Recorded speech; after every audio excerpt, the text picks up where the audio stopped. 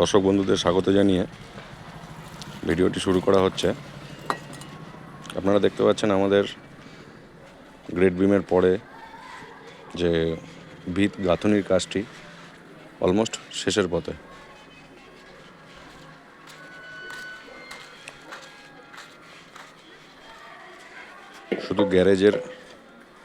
শুধু গ্যারেজের এন্ট্রান্স পজিশনটা আমরা বাদ দিয়েছি, বাদ দিয়ে অল ওভার এরিয়াটা 300 mm হাইট অর্থাৎ 3 রদ্দা গাঁথনি আমরা কমপ্লিট করে ফেলেছি। এবং তার সাথে সাথেও যে গাঁথনিগুলো গতকাল এবং তার আগের দিন হয়েছিল সেই গাঁথনিগুলোর